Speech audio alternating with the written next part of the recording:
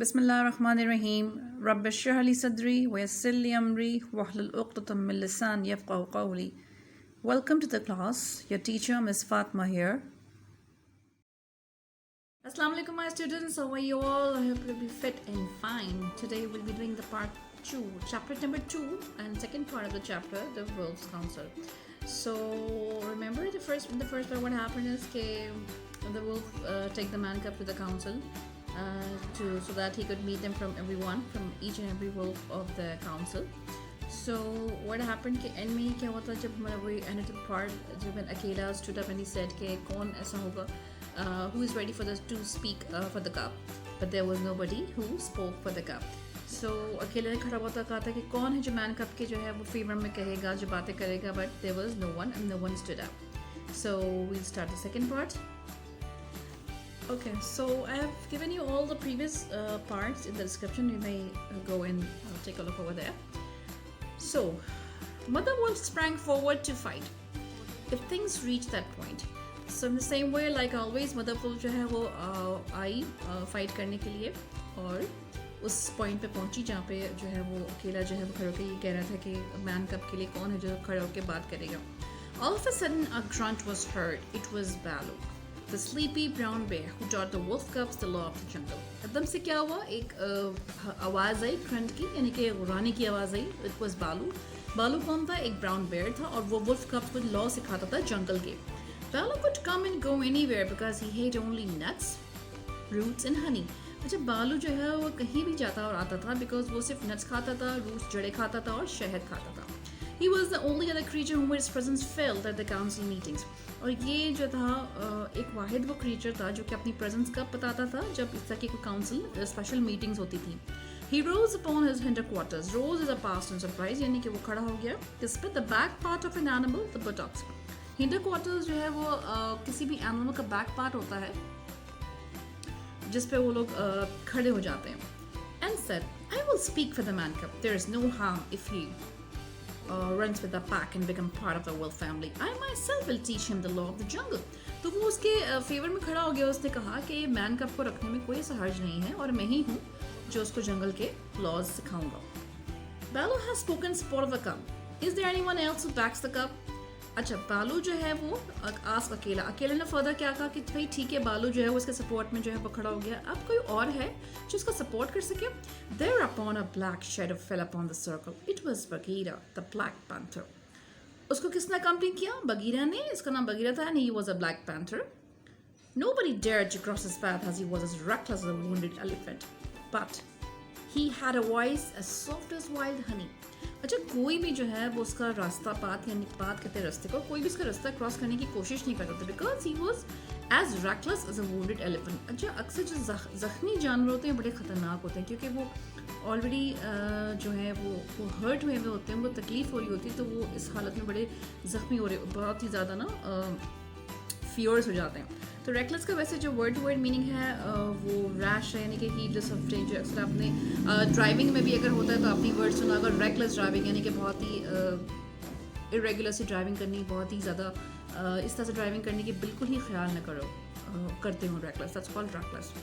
लेकिन उसकी जो वॉइस थी वो काफ़ी soft as wild honey. Here it is used as simile, यानी कि मुशाबियत दी गई है कि उसकी वॉइस इतनी सॉफ्ट थी जैसे कि wild Honey. Bagheera says softly, "Oh, Akela and the pack, I have no right to speak in your assembly, but the law of the jungle says that if there are any doubt regarding the life of a cub, the life of that cub can be brought at a price and anyone can pay that price." अच्छा, Bagheera ने बड़ी ही softly, बड़ी ही तमीज़ से कहा कि अकेला और बाकी पैक यानी कि सारे wolves, मेरे पास कोई राइट तो नहीं, यानी कि मुझे कोई हक तो नहीं पहुंचता कि आपकी असेंबली. अच्छा, असेंबली क्या होती है?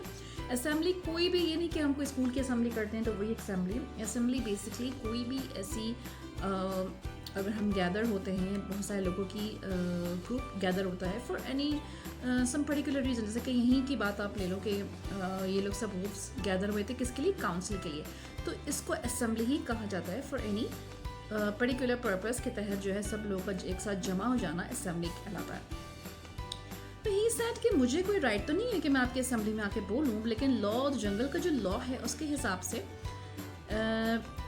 किसी की भी लाइफ बचाने के लिए अगर उसके जो अगेंस्ट प्राइस पे कर दी जाए, यानी कि कोई कीमत अदा कर दी जाए, तो ये सही रहता है. The young wolves agreed that the cup could be bought at a price. अच्छा, young wolves जितने भी थे उन्होंने एग्री कर लिया कि कप को जो है वो किसी प्राइस में हम इसको परचेज कर लेंगे, बाय कर लेंगे. Bagheera further added, it would be a shame to kill a naked cup. Bagheera ने कहा कि ये बहुत ही शेम की बात होगी अगर हम एक नेकेड के, यानी कि छोटे से बच्चे को हम कप को मारेंगे.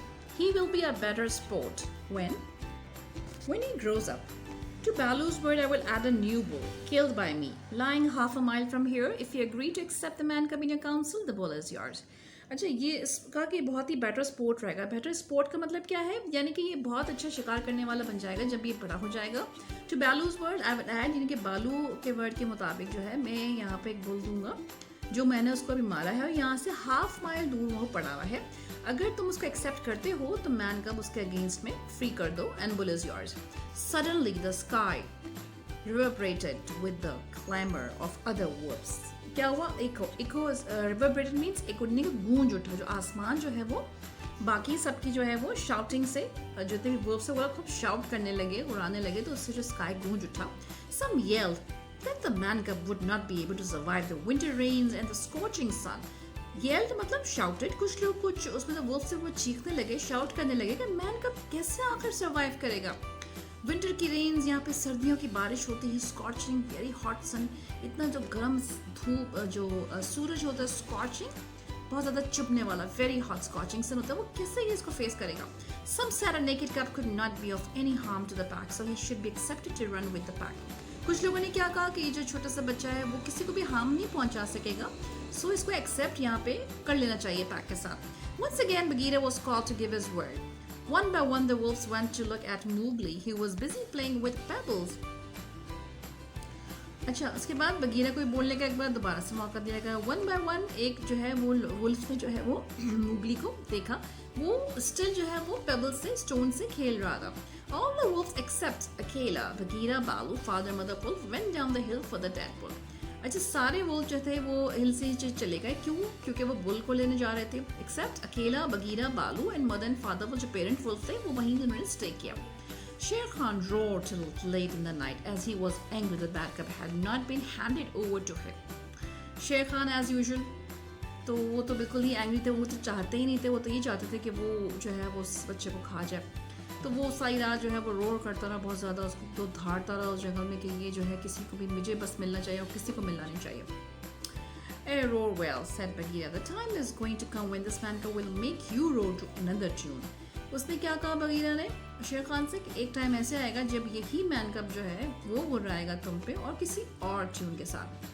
Akela ordered Father Wolf to take Mowgli and to train him according to the laws of the jungle. Thus Mowgli was accepted in the Wolves' Council and Balu's good word and at the cost of the bull. अकेला ने order क्या किया father bulls को कि आप मुगली को ले जाओ, उसको ट्रेन करो जिस तरह के जंगल के लॉज हैं उस हिसाब से. दस जो मुगली को तो है वो एक्सेप्ट कर लिया गया वुल्फ्स काउंसिल में, क्योंकि बालूज ने जो है वो इस तरह से अच्छे वर्ड कहे थे और उसके अगेंस्ट क्या मिला उनको? बुल, द डेड बुल, जो कि उसने उसको मारा था. बालू ने बुल को जो किल किया था.